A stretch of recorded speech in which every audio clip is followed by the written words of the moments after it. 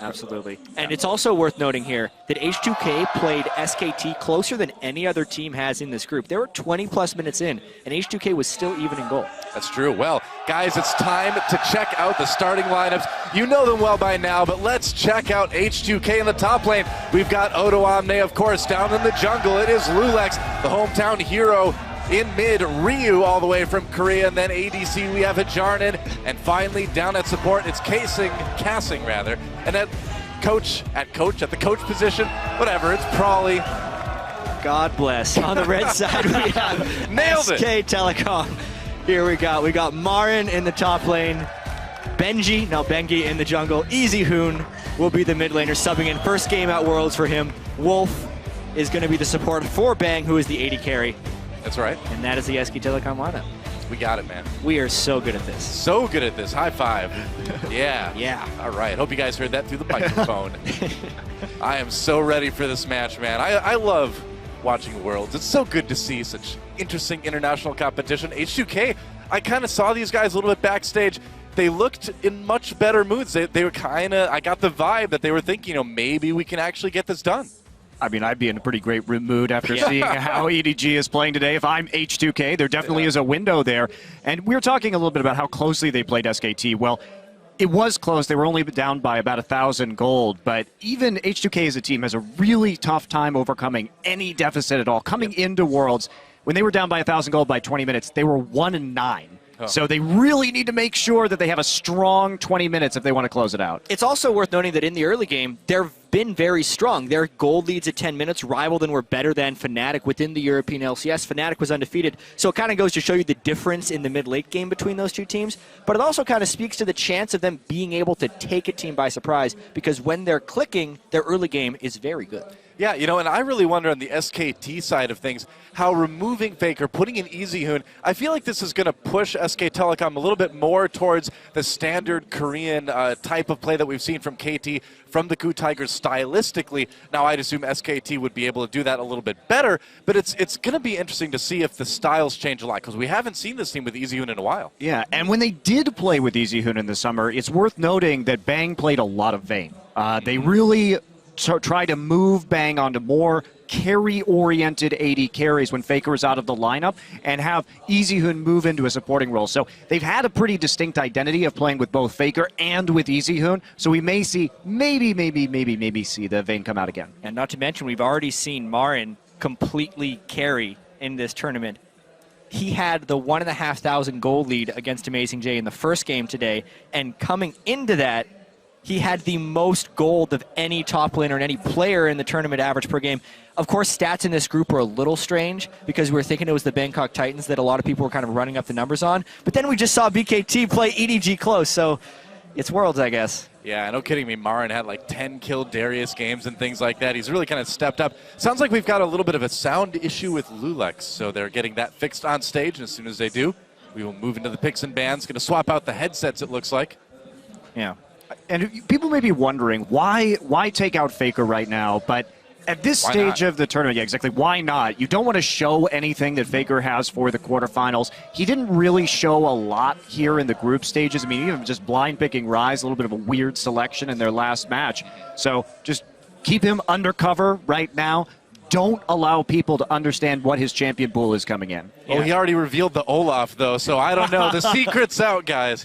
And for the most part as well, SKT is probably guaranteed first place in this group. It's not mathematically secured so far, but if they win against either H2K here or against the Bangkok Titans in the final game, they will be first. And also, even if they were to lose both of those games, they would still hold the tiebreaker over EDG. So the only way that they wouldn't get very first place if H2K won both games against SKT and EDG, and SKT lost to Bangkok Titans. So there's really no need to try hard here for SKT. Part of my brain says, well, obviously that's not going to happen. But then again, I was here for the last week of Worlds.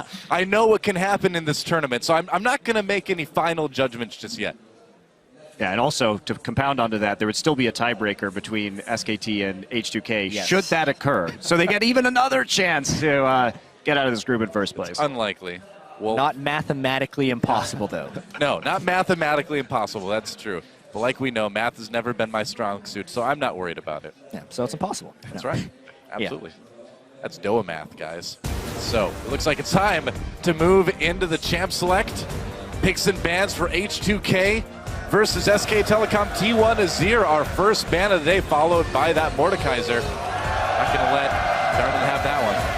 Yeah, and, you know, coming in here, the Azir ban is so common when you play against EasyHoon because he is an incredible talent on that particular champion, so no surprise that they would go ahead and take that right out of the pool. Yeah, Gangplank out of the way as well. Rek'Sai banned out for H2K. Final ban on blue side incoming. H2K does have a little bit more flexibility, a little bit more leeway in the bans being on the blue side. They're going to use it for the Elise. Yeah, the Elise I think is a pretty smart choice, especially when you have Bengi in the lineup and he's more likely to be doing, you would expect side lane ganks. Elise, the best turret diving jungler, especially early game. We got to see that, in the first game of the day with Marin and Bengi getting off some tremendous ganks, and they won't be nearly as potent with the Elise off the table. Yeah, well, there's a Lulu ban, so I wonder, are we going to see the Darius first pick from H2K? If we don't, you can be sure SKT is going to grab it.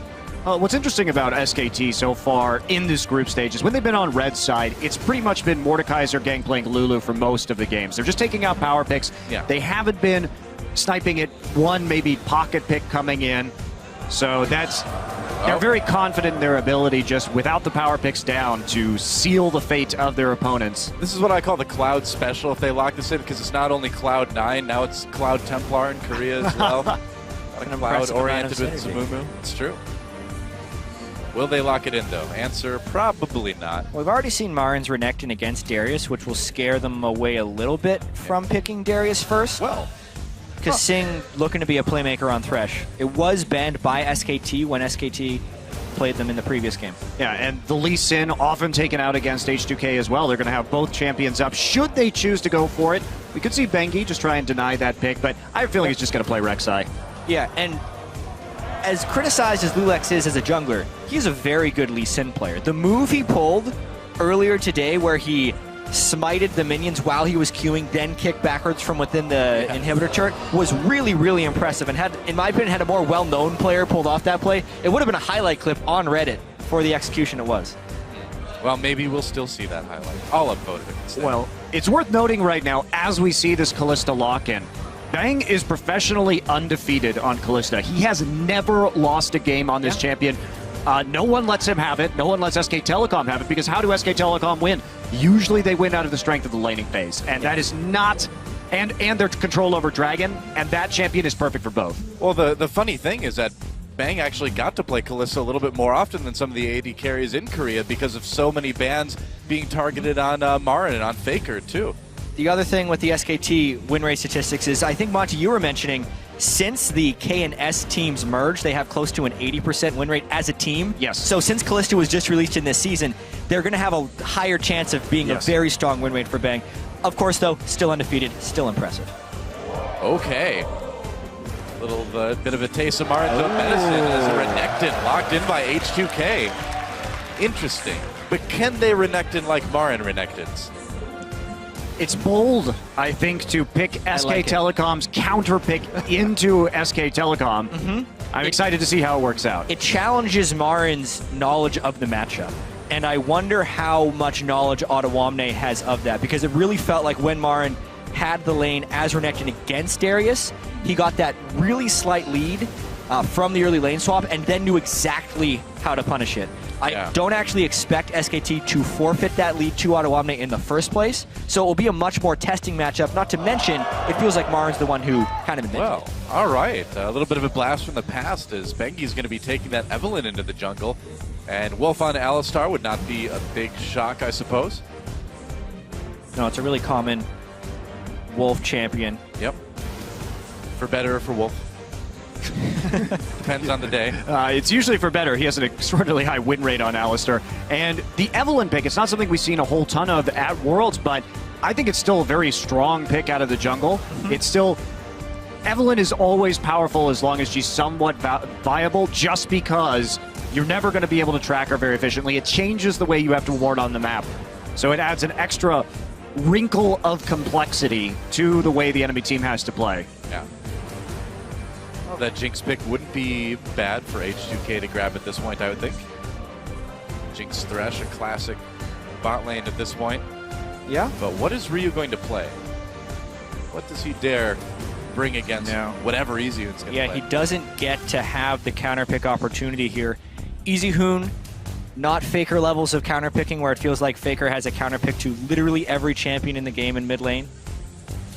Yeah. But Ryu's going to have to be somewhat conservative here. Twisted Fate is actually a good pick. I feel like it used to be more of a risky matchup, but people have started rushing cooldown boots and home guards on him, so it almost gives him the capability to split almost any lane and keep the pressure at least somewhat adequate. So I like that choice. Yeah, TF.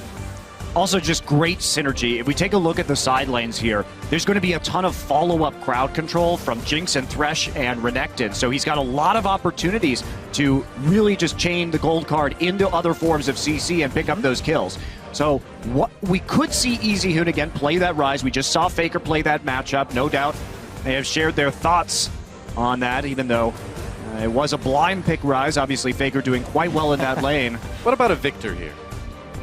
Yeah, depends how much EasyHoon has it. When we see him practicing, it doesn't seem like his favorite champion for the mid lane. That would be Lulu, but of course that has been taken away. Right. Azir's also been gone. What do you think, he Mike? had a lot of really good Cassiopeia games a while ago, but it's been a bit of time since Cassiopeia was meta, quote unquote.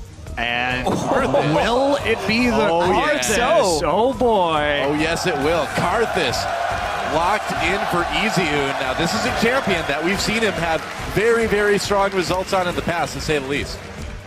Wow, I love it. I think it's so interesting to pick this champion right now. Don't follow the Twisted Fate. Just stand in the mid lane, keep on farming, and just use your ult to follow up on that damage. Yep. So H2K, that is a very interesting problem to deal with. SKT has now brought in 2 unique picks to the mid lane for Worlds. They're the only people to play Rise. Faker's won with it twice, and EasyHoon's the only Karthus thus far. Olaf.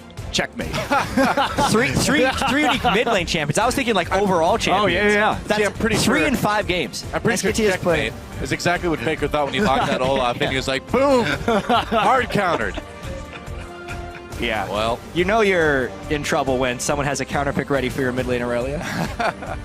that's true. Well, you know you're in trouble when you're like picking Aurelia blind into the mid lane. I think that's your first sign of trouble right there. Well, guys, the Hoon has been unleashed. He's going to bring Karthus as the coaches shake hands. The game will get loading, and we are about to move right into it. I'm excited. I'm glad EasyHoon's getting a chance to play. Yeah. I'm also happy he's on a new champion here for Worlds, so it just extends the giant mid lane champion pool. Yeah, absolutely. It's an old EasyHoon staple, though. If we think about EasyHoon historically, loves these more zone control mages, and I'm excited to see him on it again. That's right. So be sure to tweet your predictions to @LOLEsports with the hashtag H2KWin or hashtag SKTWin, depending on who you think is going to take it. It's time to move out onto the Rift. And here we go. Our 4th game of the day here in our 2nd day of the 2nd week of group stages here at Worlds 2015. One thing I want to touch on with H2K is I thought their drafts throughout this group stage have all been very good. This is a great pick composition. They're trying to dissect SK Telecom's lane power. We talked about that. How do they get these leads? Just get the lanes ahead. And Odo Omne comes up with the counter pick that we saw Marin debut, and he has a Twisted Fate to come up there, chain that CC. So I think this is a very intelligent strategy by H2K against SKT. And we even heard Prawley talking earlier as the coach and the person who pushed together these drafts for H2K, that they like to play like SKT. They just know that they're not as clean as them at the execution. So it makes sense that they're picking kind of directly targeted at the way SKT plays, and it means the first 15 minutes of this game are just going to be even more important than they normally are in a League of Legends game. And when we talk about, of course, the Twisted Fate, that's also an EasyHoon champion. So when you can't deny it, it could have very easily come in for SK Telecom too as the last pick. So grabbing it early, Ryu feeling confident in this part of the draft. But definitely. Bengi getting some deep wards down. It's mostly been a fan for a little while, although H2K grouping up down to the top path. Meanwhile, smash on the mid lane. Ryu getting caught, gets exhausted, can have to flash right into Bengi for the damage. Bang loading Saman as well. Ryu doesn't get away. First blood goes to Bang. And I can't think of any other word for that than disaster. Correct. That is, he had boots as well because he was hoping to have a little bit more mobility in that laning phase to dodge Karthus to files, but he was really just trying to deny, I think, Karth is taking some small Raptors over the wall for a slight experience advantage. He ends up giving him assist and burning both of his summoner spells. That is awful. Right there, just a disaster for Ryu. And that's not what you need on Twisted Fate. To survive the early laning phase, you need to hold that teleport usually to get a second Doran's Ring or a Doran's Ring, or start building up into some items. So now he's just going to fall behind and get pushed in, and this is really going to set the tempo on the mid lane in a very big way. I think so. Wolf and Bang now with a bit of a lead early on. They haven't gone back and spent that money yet, obviously, but it's something that H2K is going to definitely be worried about. Also, having no flash on Twisted Fate, Karthus can absolutely choose to fall back to his turret, and we still have a flash on Bengi here. There's a lot of kill pressure in the mid lane steal, even though EasyHoon burned both of his summoners. And I'm actually interested to see the way EasyHoon plays this lane as well, because if Karthus actually gets the wave frozen near his turret, he has tremendous gank assistance, because all he'd have to do is place the wall on Ryu, which has really long range to get the slow 4 and Eve coming in, who still has flash, and they could actually get some pretty easy gank kills on that side. Be interesting to see how that lane plays out. Yeah. Really fast chilling smite onto Bengi with that first recall right at 3 minutes, so he'll be looking for some opportunities. We'll see if he chooses to go ahead and farm it out or whether he wants to try and make some plays. That was another big thing about that level 1 kill on Ryu, is that it gave 4 members of SK Telecom assists too, so a little bit extra gold in the pocket early on is so important.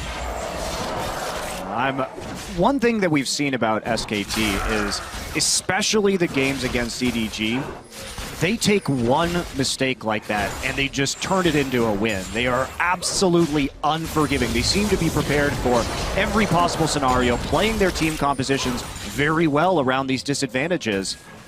See if they can do the same thing here. Yeah, and the one lane that is the most uninfluenced by the death of Ryu in the early game was the top lane of Ottawamne and Marn, because Marn didn't even pick up an assist despite kind of being down there for the initial engagement. This is actually the spot where the lane wants to be frozen for the gank we just talked about, where EasyHoon would just have to put his wall down. Ryu knows it's a possibility, and Lulex will end up scouting it out for him. Yep. I think this is really smart by Lulex. You have to start getting some information Still here. hasn't seen him, though. Hasn't detected that, but does get the ward down on the Raptors. Now they know Lulex is coming around. They're going to try and make a play on this. Yeah, ward thrown in. Lulex actually doing quite a bit of damage to Mengi early on. Here comes EasyHoon, though. The damage onto Lulex is scary. There's the flash. Lulex slowed down by the wall. Tries to avoid a gold card onto EasyHoon, but here comes Marn as well. Flash from Bengi. I don't think that's going to be enough damage. Oh, and Bengi taken out by Ryu. Although EasyHoon with the answering kill will keep the kill lead ahead for SKT. Meanwhile, down the bot lane, things get crazy, and Jarden taking a lot of damage. Will he actually live through this? He actually went back up. That is so brave, dude. SKT, Wolf very low as well. Has to bring that flash, and there's the Q. Bang gets the kill, and now Kessing is in a little bit of trouble too. Exhaust Wolf, unafraid of the thresh. Flash from the brush. He grabs Bang, goes back in for the flame. Doesn't have the cooldown. Kessing goes down to Bang with the kill. That's 3 already for him in 5 minutes. It's looking bad for H2K. That's a nice way to put it. It's gone from bad to worse. We said level 1 was disaster. What is much worse than disaster? Catastrophe, maybe? Apocalypse? The thing is for H2K, this game is a bit of a gimme. They weren't expected to win, and it actually doesn't matter for them as far as advancing out of the group, because regardless of the results here, they still need to beat EDG to move out of this group. So we saw the mid lane play. The way this bottom lane play begun was actually kind of encouraging for H2K, because they got Wolf low, but Yarden just wasn't expecting this Q to land. He had heal when that landed from Bang, so Bang surprised him with damage, and once that happened, when your AD carry dies with heal still up, you're asking yourselves to get double killed. Absolutely, man. I mean, you can't keep going up against a Kalista like that with that low health. Look at this. He's coming back into lane 2 with the Cutlass and a dagger already completed, so a huge advantage in that bottom lane for Bang, and Wolf is playing this patiently, and we've got to start thinking about reuse teleports right now. Now they still can save this game. It's not so far gone yet, but it's going to come down to whether they can actually secure kills in the side lanes. And with EasyHoon, he's turned around the lane. You can see he's very actively pressuring it. This is where you bottle up that Twisted Fate. Yeah, if they can manage to take down that mid lane turret before Ryu is able to get anything done with his first ult or two, that's going to be a really tough thing for H2K to overcome. And I do have to echo, that is the main way H2K would have any shot back in this game, which is why the Karthus pick is quite wise. He can keep the wave shoved up, which makes it easy to punish when Twisted Fate does leave lane.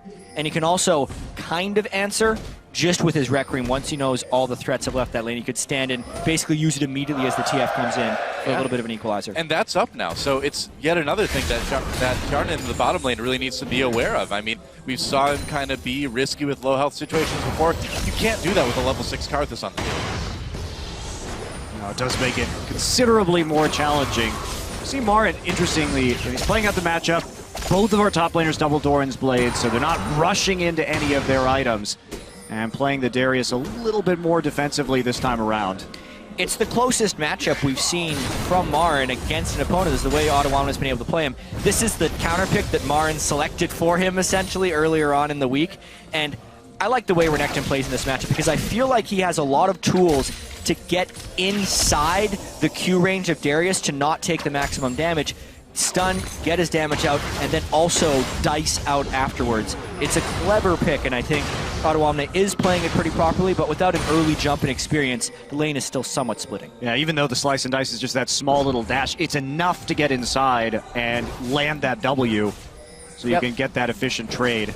It's just, it seems like it'd be kind of scary for H2K, right? Even when you have Renekton teleporting in later on, I mean, you've got a lot of reasons to not want to be in melee range of SK Telecom. Absolutely.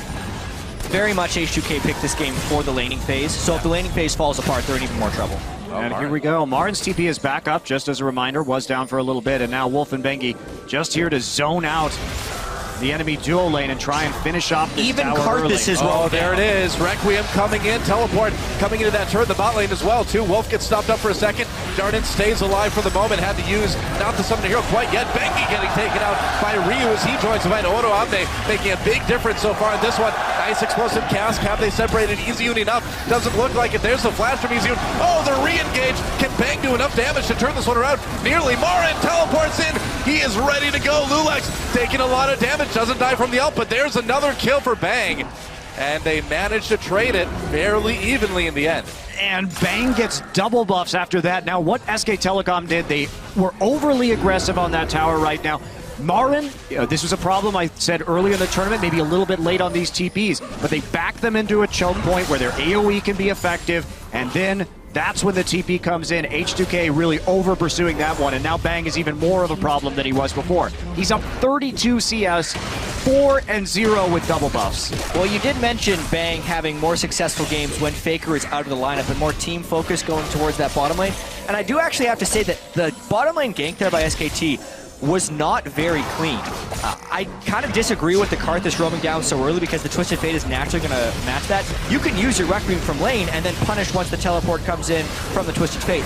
Even then, H2K does come in with Ottawamne. Darius was biding his time because SKT probably didn't think they needed him. And at the end of the day, it was a one-for-one trade. It's just the leads SKT had beforehand were huge. Well, chilling smart on Odoame there. Bengi has to flash away as Ryu comes in, gets knocked up. The disengage just for SKT. Lulax pulled into turret range. No. Wolf is going to push Lulax farther into turret range. More damage onto him. Will he survive? Wolf just needs one more hit, basically. Marin flashes in, missed the Q, but got the auto, and there's going to be a pause.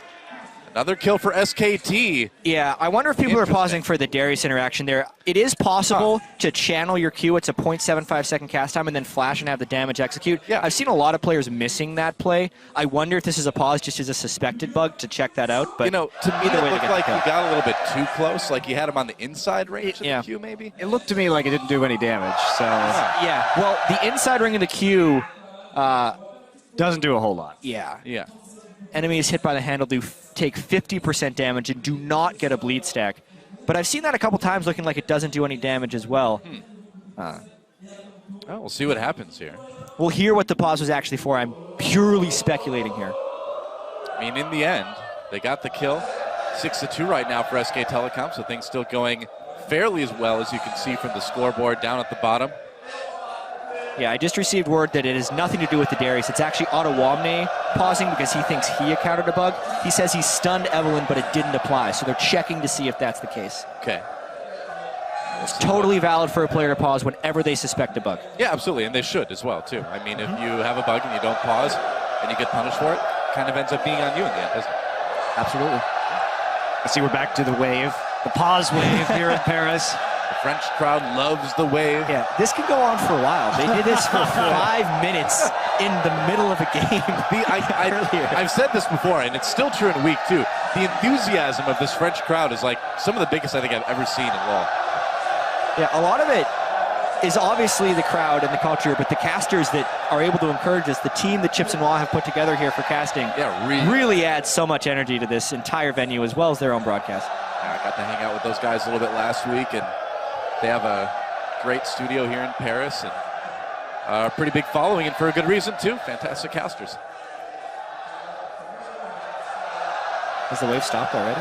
No, there it goes. Okay, well. Please, Jad. They're not going to stop. Come on, is the moon gone? As long as the moon is around, there will be waves, right? That's science. It's coming back. Anytime you want to join in? It's coming our way. Oh, it's on the other side, though. Oh, all right. Yeah, that was. There we go. That was weak. You'll just have to take our word for it. We did it very enthusiastically. We're North Americans, so we can't be expected to be quite as enthusiastic. And I'm from a German community in Wisconsin, so the enthusiasm. You're stoic. That's right. Yeah, you know me. Stoic Noah. That's what they call me. We'll change your name to Stoa next season. Stoa. Stoic? No. This game in particular, it's especially with this gank going pear-shaped in the top lane for H2K, is getting a little bit worse. Yeah. I never got that. Going pear-shaped. Why are pears are good? They're healthy for you. They taste. It's not. decently? It's usually not considered an attractive look on a woman, though. Oh, I see. Maybe I'm using that analogy all wrong. Like sometimes I use analogies and then I realize long after using them. I don't know. Like Maybe you were using. We're in that. France, for instance. Okay. I did take French in high school, but when I was a child, between the ages of like 5 and 12, when people would say "c'est la vie," I would be like, I guess la vie is just what you say when things aren't going the right way. Like, la vie. And then I realized it was actually a proper French phrase. Spilled my Mountain Dew. Oh, la vie. Oh. Yeah, la vie. La vie. Oh, well. Yeah. I don't know. It's important to research the sayings. I think so, too. I might remove pear-shaped from my casting. Maybe. Unleash the SJWs. I can't read that. You know, usually I can't read the signs because they're Korean. This is like a whole other level. Hey, somebody's excited about being Canadian. Are you excited about being Canadian? I'm always excited about being Canadian. I was born in the USA, but I have dual citizenship. And I'm very happy to have both. Have you been to a hockey game? Yeah. Me too. I used to film WHL hockey games in my hometown. Really? And then I also went to an Oilers game when I went to school in Edmonton. So. I used to be involved in the broadcast for the NCAA hockey in my city, too. So what do you know? We're hockey broadcasting buddies. We're bonding for this pause time. We are. You're getting to hear us bond in real time. That's amazing. Well, the pause is still ongoing. They're saying Hoon right now. For Hoon! The Hoon. I don't know what's going on. Well, we're in a pause, and the French casters are being very entertaining. Yep. Got to step up our game. Talking about hockey. So. We're not going out to the audience, so this is a nice, chill. See, this is strange. Conversation. Well, see, this is what it's like for Monty and I most of the time, Chad, is that the audience that we're speaking to isn't in the same studio as us usually. So we don't really get any feedback. I think it's a much more relaxing tone because you don't really need to worry that there's all these people just sitting in the audience waiting to react to what you're doing, just kind of bored. But people just get to listen in. They still get to see the venue being excited. You just pretend that the crowd is laughing at all your jokes instead. Makes it a lot easier. Look at how excited they got over that last thing you said, Monty. They're like, you're right. We love your jokes, Monte Cristo. They're the best. No, they're not. Even I can admit that. You're right. Well, guys, while we look into the issue on stage, we're going to send it right over to the analyst desk for their take on this game so far. We do have some time while they deliberate. Based on the information that they have, our Gr.C is going to be looking at the logs, figuring out what needs to be done in reference to the proposed stun or the supposed stun that did not happen. With this time, though, that we have, I think we should talk about the game as it is currently playing out. SKT with a pretty significant advantage, most of that advantage resting on Bang so far in the game. For sure. Like the double kill in the bottom, the mistake from Yarnan was massive, not flashing, not healing. It was rough, that double kill. Yeah, it certainly was, and it shows like there's a kind of disparity, and we've seen it in the past, but it's not until you're against a great bottom lane. The difference between Hyunin and Gr.C. Gr.C. is so much of a presence in that lane, and when you focus him, he gets a lot of outplays, but they went on Hyunin then, and he backed away very early, mistimed the flash, mistimed the heal, and Gr.C. still nearly outplayed it by himself, but just wasn't able to get it done. You're a veteran of the bottom lane, Tabe. In those scenarios, I think typically people, say that the support dictates the lane. Your opinion of Gr.C. and the way that he's played so far this tournament? I think, how do I pronounce this, 80? Hyunin? I think Hyunin has a huge mistake of not using double summoners when they're engaging with their enemies. But I think even they use the summoners, they can't beat Kalista because Jinx and Kalista is always lose. Jinx is only good at late game, and Kalista is super good at early stage. But I think why SKT is leading so much now is because of the huge play of Wolf. He has multi-target pulverize, and he saves the team. Wolf's been coming up big. There's no doubt about that. The other thing we're talking about is why do you blind pick Thresh? Like, Gr.C. is a great Thresh, but Wolf's Alistar, man, is like second to none. He showed it at MSI. He's showing it again this game. He is just able to set up so much, and his knowledge of how much damage he can take with and without ultimate just creates all of these baits. You saw it in the big turret dive down bottom lane. He had his flash still, like just absolutely no hesitation on baiting the whole team into that brush. It's like what I want to see is more Janna. I want to see Janna blind picks because it's so good against this Braum that everyone's picking, good against the Alistar as well. And if people start picking Janna, we might see a Soraka, we might see a Nami, and that's interesting to me. New supports coming in. I would love to see the kind of the rock, paper, scissors of support and the bot lane come into play. Something else I want to look at is that top lane, though, because the last time we saw the Darius and Renekton matchup, Marn was on the other side of it, and he was absolutely throwing the hammer down as Renekton. We switch it up this time. He's playing Darius. He's going even in CS, no problem. Yeah, and this is something that I like to hit on top laners is he changed the tempo of top lane by investing in a second Doran's Blade. And what that does is it actually slows down the Renekton because he can't get the auto attack reset out of that Tiamat, and he can't really do it. He can still win trades, Renekton, but not to the same extent. And Darius gets that little bit tankier, which means he can live through the lane, he can lifesteal up, and I guess at least trade relatively effectively. And I think that's really smart from Marin, showing that he knows exactly how to use items to his advantage as well as a way of manipulation. But I have something to say because we know that Renekton is really counterpicking Darius. But on the other side, we can see that they have SKT picking Karthus and picking Eve. Eve is really effective for early threats, even though maybe he's just ganking mid, but before Eve is appearing on the map, maybe Renekton is really have a hard time because he didn't know where is Eve. And when Karthus is level 6, he can't have a match too. Yeah, he can't ever push up the lane because of that inherent pressure that Eve does provide. Right. Lots of early game and global pressure supplied by the Evelynn and the Karthus. Let's move on to that Karthus pick. Right? Karthus in the mid lane. SKT's been pulling out a lot of unique picks that no other team has played yet. And we had the Rise, as Jat mentioned in the pregame, as well as the Karthus now. Olaf from the mid lane. This is a team that clearly has a lot of tricks up their sleeves. And the question is, how many more do they have? I think it's funny that Easywoon comes back with the card. It's as if they kind of froze him down and then like crack the ice and then he's back. Comes back with the card as the Azerbaijan came in, which he's known for, I guess. But I think the card was interesting just because of the point that Tabe highlighted, but it's also important that it was something that I want to touch on, like with the matchup Renekton-Darius. I haven't seen a lot of it since the changes, but I think our opinion of it might be a bit skewed because in this particular game, EDG versus SKT, we need to keep in mind that Amazing J got really screwed over by the lane swap. He got into a lane that was pushing out and he lost a lot of CS because of that. That is a very good point. I just want to quickly remind the viewers at home, the reason we are at the analyst desk right now is because there's a pause on stage due to a supposed bug. Odoamne claiming that he was supposed to have stunned Bengi in that engagement. It didn't go off. So again, they're looking into the logs, trying to figure out whether or not any of that actually went through. And if it did not happen, deliberating as to whether or not a remake should be offered. As that happens, we have some time to continue to talk about the game. On the side of H2K, given the way that the game has played out so far, right, they're about 3K, 3.5K down. Pretty significant number at this stage in the game. What is going to be their ticket back into this game, if anything?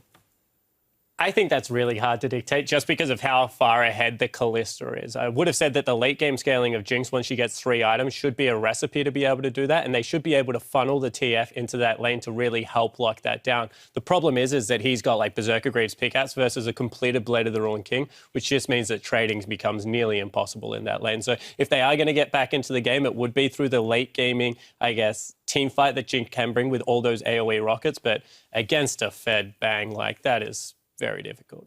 Tall task, to say the least, especially when you have something like a Renekton where you're looking to put the pressure on early, not necessarily to rest on your laurels into the late game. You know, moving away from this game, though, since we have the time, looking at these two teams in the tournament, currently, H2K, there's not a ton of pressure on this game because, as Jat also mentioned, victory here doesn't secure them moving on. The more important game is looking ahead to EDG. So I actually want to take a moment and talk about this team and the preparation that they need to be doing for a matchup against Edward Gaming. I feel like if we take the game they're currently in, it kind of shows that H2K has a very smart draft. I think the TF blind pick into the Evelynn was smart, and it shows that they can adapt. EDG have not shown any kind of signs of adaptation in a pick and ban. They kind of just don't look at the other side of the pick and ban at all and just pick their champions. And I think that is H2K's like kind of key to kind of open up the lock to EDG.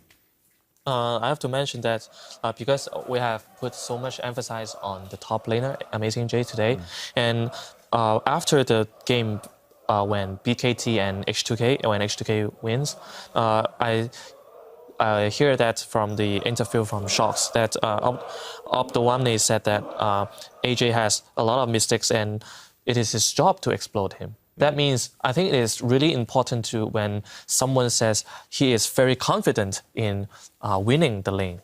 So I think, what do you guys think about the matchup against Amazing J and Opdawamne? Yeah, I actually think that that is the case, that Opdawamne is going to look to do that. And I think that, once again, SKT have given them some tools. Clearlove is a very good Evelynn player. If that is what is keeping this lane matchup down right now, and they can use that to capitalize and maybe overcommit on Amazing J, there is potential there. But right now, H2K, the strength in the top lane and the disparity in the bottom lane is actually the way that EDG likes to play because of how strong Mako and Deft is. So they need to be very aware of where they are focusing resources because, once again, you can't let AD carries like Deft, like Bang, get these huge leads. My curiosity would be whether or not H2K adopts a similar style to Bangkok Titans, which is put something hyper-aggressive, put Lulex on Lee Sin, right? We know him as a Lee Sin player. Put him on something aggressive in the early game, as well as laners that have extraordinary gank assistance.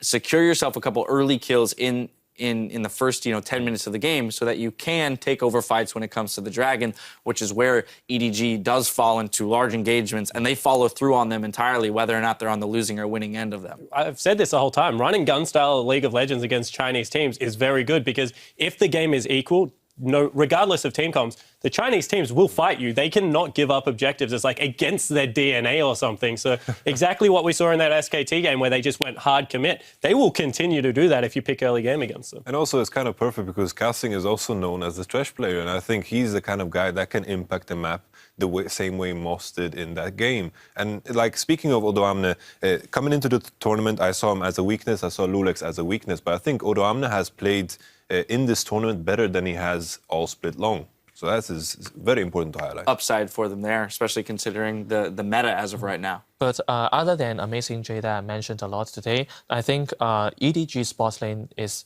far better than H2K's bot lane. We can see that just now the bad execution of the ADC Jinx, I think there will be a really hard time for Hyanan? For Hyanan to against Deft. Yeah, I completely agree with that, especially if Deft wants to continue to play these aggressive picks like the Kalista, like Lucian. He has shown that he will play a bully in the bottom lane and not let the other AD carry scale. And it's bit him a couple of times because they have fallen a little bit behind. But if that goes right for you, you just means that you explode through the mid-game team fight much earlier. Now, let's return to this game for a brief moment. Going back through the picks and bans, we see, again, a very interesting combination of, well, if Kalista is the one that's getting out of control, is there not a way for H2K to deal with that, given the TF and the Renekton being able to get in, stun up on Kalista and keep her in place, deal enough damage to get her? I feel like, personally, the matchup, like Jinx, Thresh into the Kalista Alistar is just such a polarized matchup that you can't really judge, like, based off of play. While we know Yarnan misplayed in that particular engagement, there was just no way for them to win that fight. I feel like the Jinx was kind of way too confident to pick. Like, you have to keep in mind consistency. Maybe they wanted the lane swap, maybe they had some other idea in mind, but that is like a gamble. And I feel like they should have just went for a safer pick because the Kalista came in early from SKT, and maybe they should have went for the Corki, first Corki of the tournament. And the other thing you have to remember against Kalista is she has one of the easiest itemizations into third item QSS out of all AD carries because of the double attack speed and lifesteal without having to go into it. And because of the delayed item purchases of the Renekton, he had to go a second Duran's Blade. He's not going to get armor for an extended period of time. So there is a potential for Kalista to itemize much easier towards a QSS before she picks up that last Whisper, and it can set up the team fight in their favor. Afforded a lot of leniency there. Also, too, if we look at picks and bans, Jat mentioned this as well, or perhaps Monty. They mentioned the fact that SKT has been banning essentially the same 3 champions every single game when they're on red side, which is indicative of the fact that they know that they can outplay a team as long as they remove the power picks from the table. So again, they're not having to show too much. They're not being forced to show too much in that regard, yet they're coming out with these unique champion picks and saying, we've got everything covered. There's, they're looking more and more like a heavy favorite, even though they are not necessarily in the strongest group in terms of depth. Yeah, my opinion is that SAT have shown one thing in this group stage, and it's that they are currently the best team in the world. Like, it is up to other people to beat SKT. They have given absolutely nothing away at this point. It's like what I feel if I take a look at SKT, the information they've given us just makes it harder to prepare. It's like, what are you going to do about the Renekton Darius? Like, we've seen teams there just hesitate to pick Darius against SKT. That is just a massive advantage. He plays Malphite. You can't pick Fiora. There are so many things right now that SKT have just said, we don't care about the meta. Yeah. We will beat you. Now, Tabe, when you look at a team like this, we're looking at SKT in their current form, and you as a team are going to have to go up against them in a best-of-5 group stage or bracket stage following this. What would be your approach to a team like this that seems to have so many different formulas for success? Because just like Yamato just said, it is very hard for us to prepare to against a team with so deep in the champion pool. So I think what we have to do is we have to bring something that we are very good at. For example, just like you said, they are mispicking Jinx just now, right? But I certainly think of that. Why they're picking? Because they are learning from Flash Wolves. You remember yesterday's game? Flash Wolves have 3 games with Jinx, and they have Thresh too, and Morgana. I think simply it is because H2K is learning from different opponents. So I think the team that maybe can win SKT, maybe I will give a vote for Flash Wolves, because if they are too confident from SKT of not banning out their Lulu, LeBlanc, and their Jinx, maybe they will suffer a lot. All right, well, there we go. We're throwing it back to the game right now as we're into it. Take it over, guys. Thanks, and I just want to clear this up real quick because I've been talking to production during this whole pause, and the way the ruling happened, we are continuing to play the game. What happened was Ottawamne went to stun Bengi's Evelynn as Bengi was flashing away. The reason it paused is because it did not stun him after the flash. That is a bug and was confirmed as a bug. However, after the flash, no H2K players were in range to reach Bengi, so the referees are not allowing a remake or not offering a remake for that stun because they do not think it had a meaningful impact on the game. Yeah, Lulex was close, but all his abilities were on cooldown and his flash had already been used. Yeah, we also watched the clip many, many times to try and come to our own conclusions, and it didn't seem like Bengi was going to die or even take damage if the stun had landed. Well, yeah, the only other person nearby you could say was Ryu. He was knocked up and still out of range of clicking for that gold card anyway, so no chance there as well. Meanwhile, Bang will take the first dragon of the game for SK Telecom as we get back into the action between H2K and SKT here in our 4th game of the day. And there we go. There we go. There we go. Bengi back in the game. coming out on the side. And Ryu slowed down. He's taking a lot of damage here. Could be in trouble. No flash for him. Gets very low. Red card thrown out, but Wolf comes in for a bit of bloodthirsty support kill stealing. That's how I like to come back from a pause. Full combo, killing with the Alistair. This is looking like SKT 4,000 gold up. We also had a brief discussion during the pause about whether or not H2K would even want this remake because it's so hard for them to beat SKT, and they need to be able to keep their morale high for the next game against EDG. It's going to be an unfortunate thing for them that they have to come back from potentially getting beaten down pretty hard from SKT here and have the group-defining game against EDG. Yeah. And meanwhile, Bengi and Wolf able to get into the enemy jungle now, take care of some wards, throw down some of their own. Don't find that one. Nope, now they do.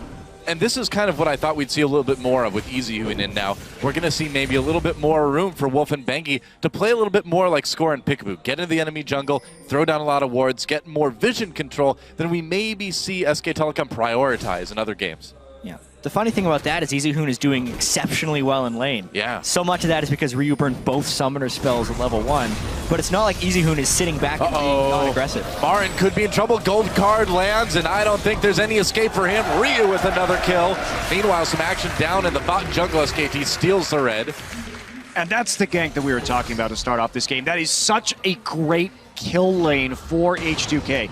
Already has that Tiamat, a lot of damage coming out, and you can just chain stun into stun very easily. So Marin, I think, playing a little bit disrespectfully right here. We'll see what SKT can get for it. They are going to potentially punish this movement, but they're not.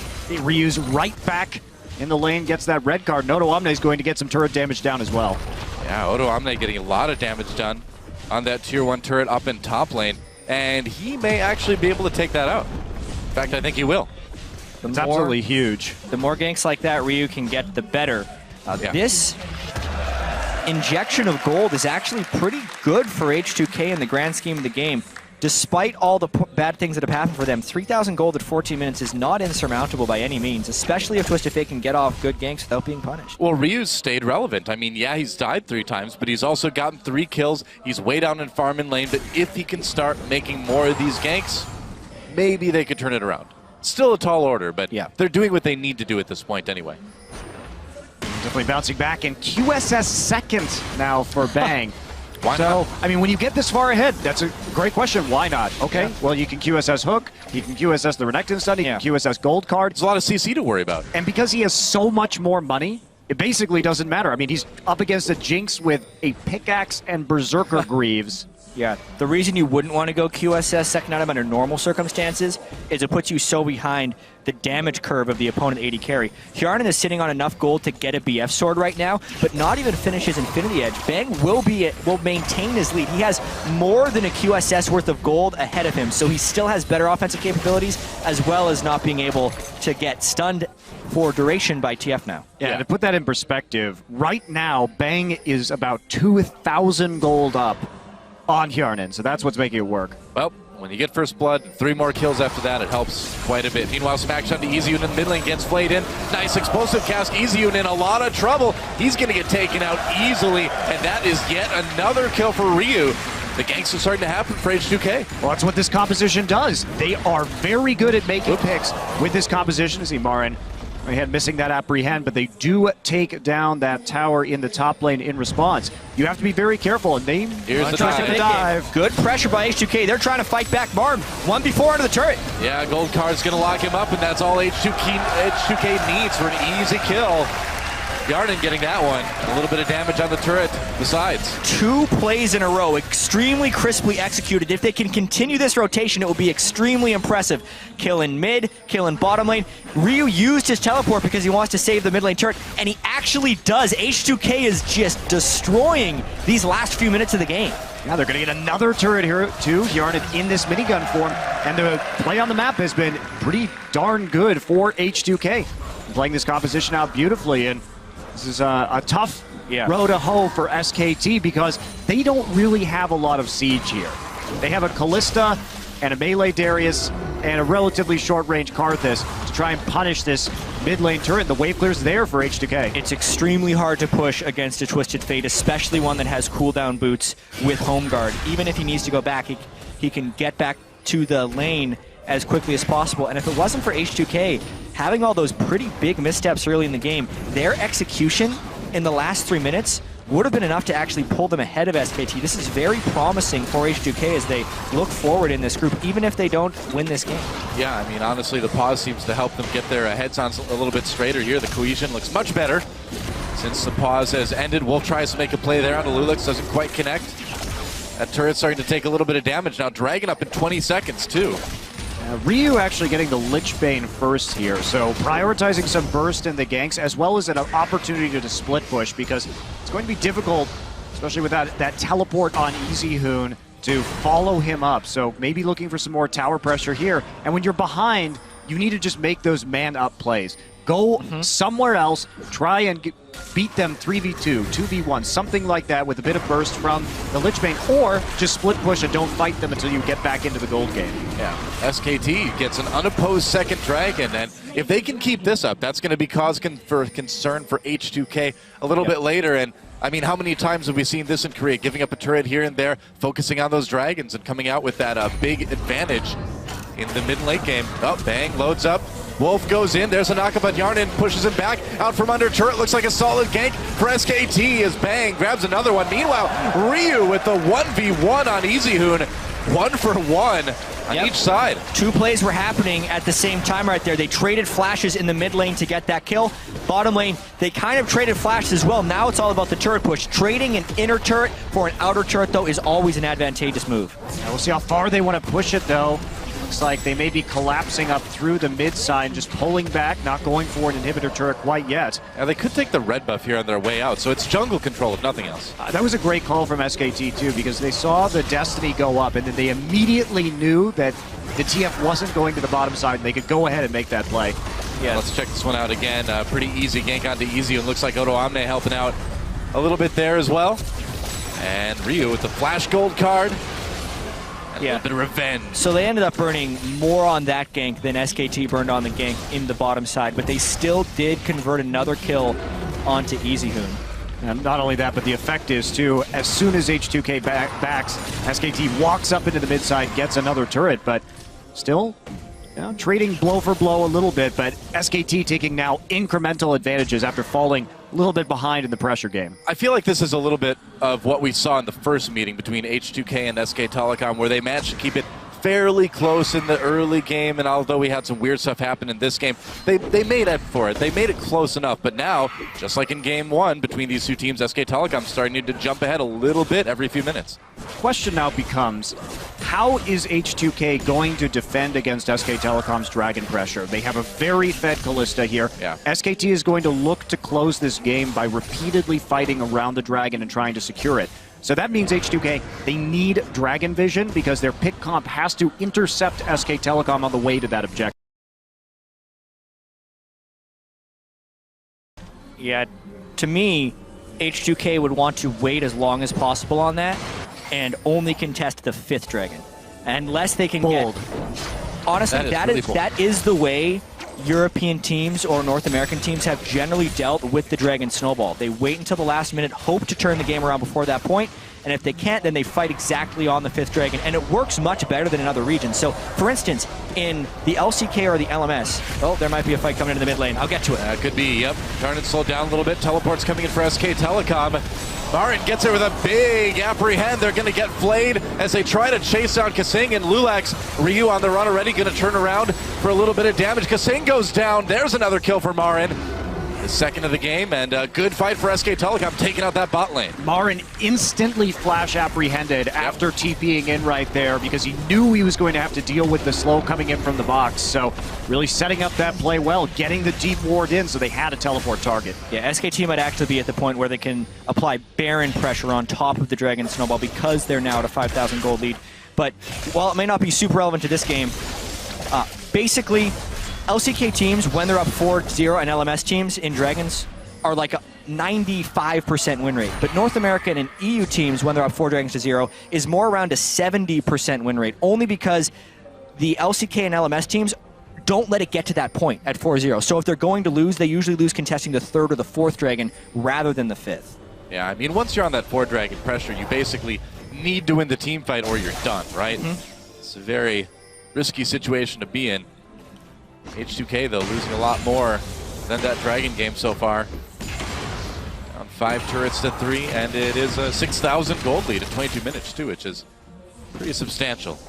Looks like SKT may just be happy to play a little bit further back and wait this one out until the next Dragon fight, not really leaving themselves open to many kills. And now with the ward line, there aren't very many deep wards in for H2K, so they have the vision control. They're just staying on their half of the map and waiting for the drag. It feels like H2K has recovered from the flurry of action that H2K unleashed right after the pause. Before SKT actually made those nice plays in the mid lane, H2K did have deep ward lines into the red jungle as well, so that was a play they had set up, and essentially H2K's momentum has been broken.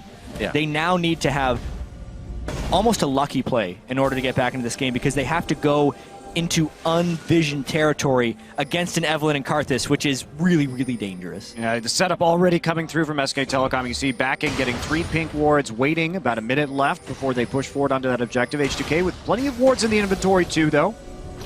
The battle for vision will be incoming. And the question is, I mean, with SK Telecom already having that vision advantage, will H2K even really be able to get in and contest too much? Yeah, they're going to try and just make sure, cover their bases, not let the Baron go here either. Yeah. We get some vision around that. Marin going back for one last recall.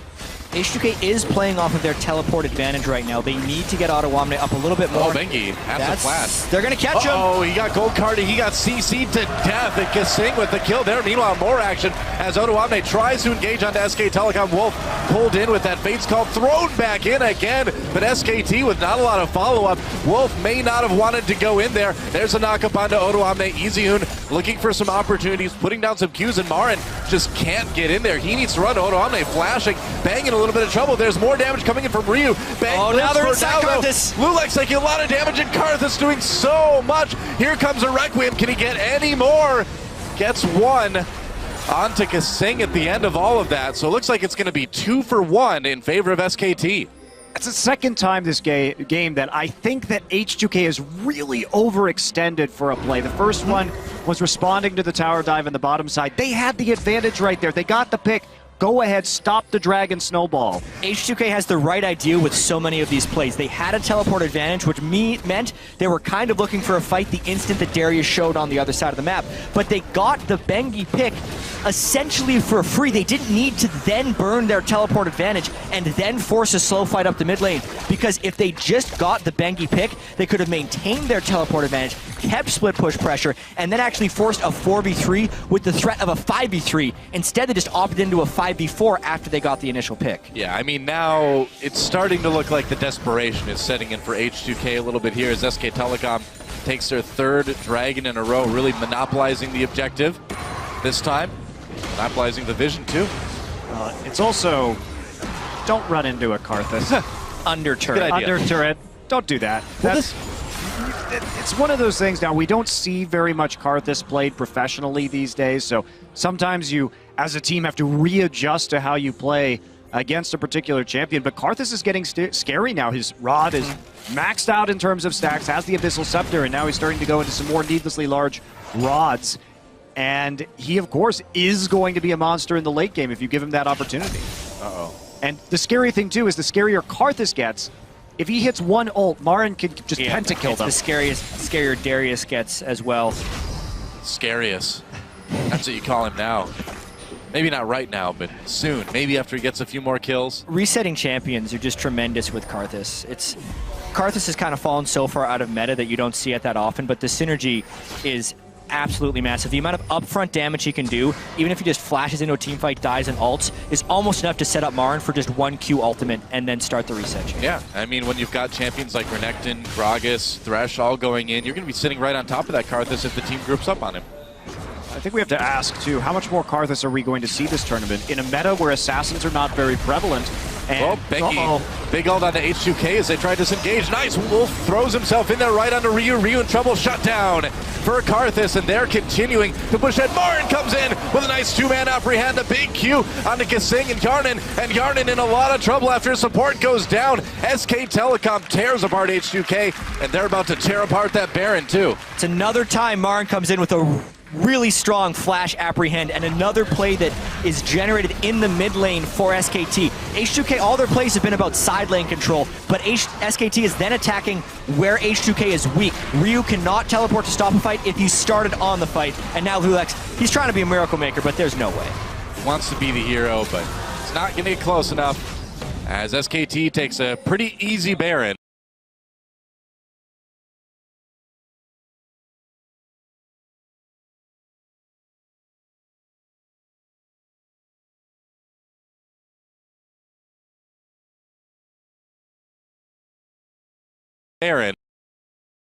Lulex on the run now. We'll see if he gets out. He might be able to get himself executed in time. I think that's the hope of this Oh, thing. nope. Slow him down. Yeah, he slowed him a little bit. But I think there's another friend coming. Uh-oh, here comes Morin. Pulls him in. And a little bit of flare before he goes down. That's something at least, right? So my point about Karthus, low assassin meta, teleport's very common, and you can follow, quote-unquote, people's teleports with that ultimate, and we're going to take a look at this fight again. Exactly. Ryu was up pretty far to try and keep the wave pushed, and it's also due to the lack of deep vision. H2K didn't have any idea there was the whole team running down the mid lane. They had no idea where anyone on SKT was, so really a positional error by Ryu there, and the rest is SKT just capitalizing and coming in with the big flank. No team at Worlds has been able to capitalize on opponent missteps as well as SKT. And now they've got the Baron, so that solves some of their issues when it comes to setting up some of these sieges. So their composition is not very well known for. Ryu there has to take the exit via the gate. A little bit worried after getting pushed out of the mid lane. And he should be. Here comes Marin, blocked off by those Flame Chompers. You know, he didn't even need to use his teleport to get that flank last fight, so he still has that available. It's pretty scary as SKT moves into the mid lane, trying to take out that inhibitor turret. Yeah. Baron buff and an Alistar, so not only do they get a long time to take down the turrets, if they do want to dive, if they can get the aggro onto Alistar, the reduced damage will be able to reduce the turret damage, which normal tanks can't do since the turret has 85% armor penetration. Straight damage reduction can get around that.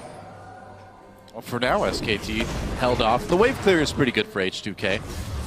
Ryu can handle a lot of that, even if it is Baron buff. But it seems like it's only a matter of time. And a minute 30 till Dragon comes back into. Oh, there's a Requiem. SK Telecom going in. They want the turret. They're going to burn the Karthus ult to get it. And they will get it. Wolf comes in, takes a lot of damage. He's going to pop his ult just in time as SK Telecom chasing down H2K. Bang! The damage from Bang is insane right now. Double kill. Can he get more? Triple kill. I believe he may have. No, now Quadra yet. As Lulex and Odoamne still alive, but doesn't really matter.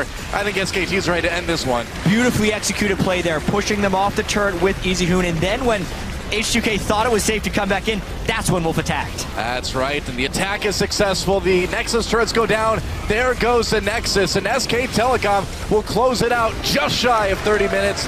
It's another win for SKT. They're 5-0 in the group now.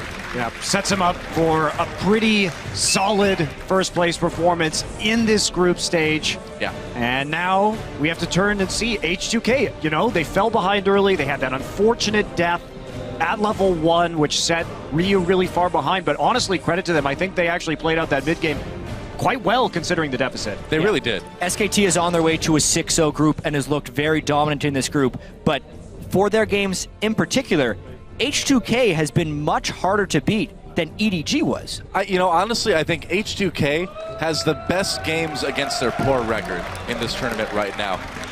They've been losing a lot, but their losses, they've still looked fairly good at certain points in them. Yeah, H2K has had the right idea on a lot of plays. I do have to talk briefly on SKT here, though.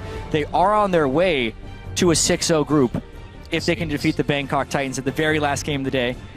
Seems pretty likely. And I wonder, last year there was so much talk about Samsung White and whether they could get the perfect run at Worlds. Well, currently, SKT, they might be going for that title as well. Yeah, well, I mean, they're going to go for it as long as they can, I suppose. And with that win, too, I believe SKT does lock up first place in the group with a 5-0. Yeah, it's... Yeah. No one can do that. Mathematically confirmed this time. Mathematically confirmed. There we go. A little bit of math. No one else can get to 5 wins. That's right. They have beaten everyone too many times for that. And SKT, I mean, EasyHoon, it didn't seem like they really missed a beat, really, did they? I mean, the Karthus, such a different pick than we usually see from Baker, but they really were able to sort of integrate it into their team style very, very easily. Yeah. And that's what SK Telecom does. I mean, why not? So now we're going to send it over to the analyst desk for a little bit of a post-game recap. Thank you, gentlemen. Now, very necessary win there for SKT in order to secure that first round, or rather first seed going into the bracket stages. But we're going to take this opportunity before we get into our next game to check in with the Twitter sphere, where you guys are sending in your questions for our resident Season 3 World Championship finalists with the hashtag AskTabe. Now, we'll start with a tweet from @Bachiak, or Bachiak, which says, what do you do to prepare for a big match? Well, Tabe, what is it? Before we are going to face a huge enemy, our opponents, before a big match, obviously we will have a very in-depth conversation with our teammates. We will have a meeting about like 30 to 60 minutes about the band pick. We will stimulate the picks from our enemies. For example, if our enemies are SKT, we will think of them of what will Faker going to pick, what will Marine was going to pick. And after that, we will think of the team morale. Are we very afraid of against them, and we will choose to have a big meal to relax ourselves. Sounds good. Gotta have that big meal, fill up your Lots of stomachs. food. Exactly.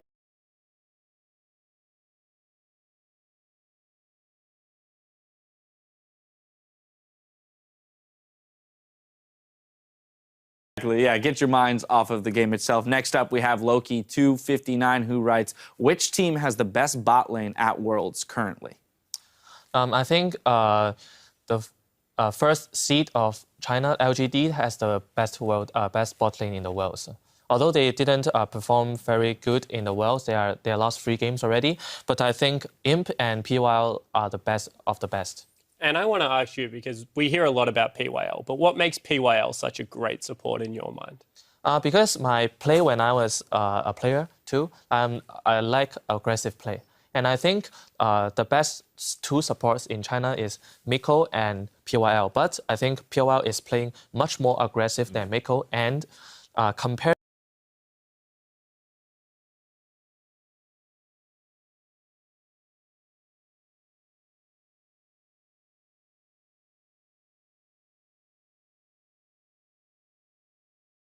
Miko and comparing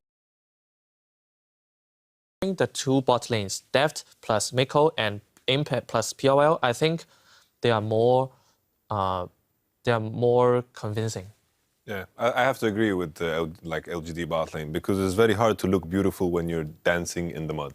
And I want to add something about being aggressive in bot lane. If you play very aggressively in bot lane, your opponent will think, oh, B, because there's jungler behind you. It's just nonsense. There's no jungler behind you. It's just simply we are aggressive. It's like very good play. Imp and PYL have been shining lights for a team that is struggling quite seriously in this tournament so far. Next up, Aturgis wants to know, what is more important in advancing at Worlds, innovation or one solid strategy? What are your thoughts there? I think of a long time to answer this question, because I think innovation is the most important thing. And the second thing is the understanding of your teammates. Why? Why I invented Ani support is because in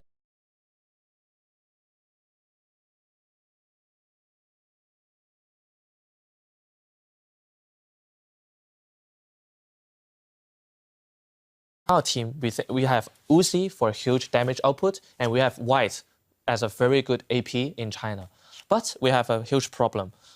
Who is going to initiate?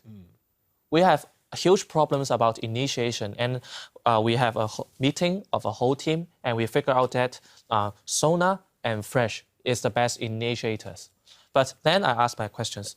Let me list all about the champions who have stuns. We figure about Sion, we have Anivia, and I suddenly think, oh, what I'm doing?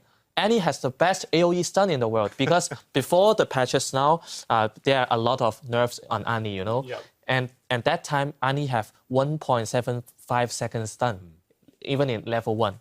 And about this question, why innovation is important, I explained about thinking of what is the best hero during this patch. And the second thing is you have to understand your teammates. I know that Uzi always blame about no initiations. We always know that White or even Godlike can make good initiations. So you have to have good understanding of your team. Can you go too far? Like PYL pick Brand, for example. Do you think that is an example of bad innovation in a meta where Brand didn't really do that good? Because I have emphasized that Mordekaiser is very afraid of stun and silence, maybe I think he picks Brand is because of the synergy between Brand and Kalista. Kalista can ulti Brand into the face tanking Mordekaiser and EQ immediately. But it's after you're level 6. When you're level 6, Mordekaiser is already level 8. Yeah. I think it is not his problem of picking Brand, but it is the problem of the coach. Why you are having Mordekaiser in other people's team. So innovation around a team based on the information you have about your teammates. Finally, from Reckoner Celeste, Tabe, who do you think is the top support champion right now at Worlds? I think this question is the same as the first question. The first thing you have to know is you have to have a very good understanding of the current patch. And the second thing is you have to always be innovative. For example, we have seen Kench support used by Gorilla. He is just ulting and he eats, drinks, and he brought prey into 5 men. And he uses W to rescue your ADC. Why he uses this is because no one understands about Kench. No one has the same in-depth understanding of Gorilla's Kench. For my opinion, among the world's play, I think Morgana will be a very good pick because we can see by stats that Morgana has won all the games as a support, but there's only a single lose time when Morgana is used by Pobelter as a mid lane. Something that I would like to add as well, simply because top lane and mid has been so important to last pick, that's why we have to see these blind pick supports all the time. Otherwise, we would see these counter picks. That's why we don't see Janna, that's why we don't see any Soraka or any kind of innovative picks. That's why we get to see these boring, like, blind picks like Alistar and Braum. Well, Tahm Kench is not boring. Yeah, Tahm Kench is... Well, I'm hoping to see more Tahm Kench. I want Tahm Kench to become meta in this tournament. Well, Tabe, thank you very much for providing us with some of that insight there. We'll see if H2K can shake off that loss as they get back on stage for our next match, where they'll face the LPL's Edward Gaming. Keep it tuned right here. We'll be back after this. Here comes Martin as well. Flash from Bengi. I don't think that's going to be enough damage. Oh, and Bengi taken out by Ryu. Requiem coming in. Teleport coming into that turret. The bot lane as well, too. Wolf gets stopped up for a second. Darden stays alive for the moment. Had to use not the summon hero quite yet. Bang. Oh, now they're inside Karthus. Lulex taking a lot of damage, and Karthus doing so much. Here comes a Requiem. Can he get any more? As SK Telecom chasing down H2K. Bang. The damage from Bang is insane right now. Double kill. Can he get more? Triple kill. It's another win for SKT. They're 5-0 in the group now.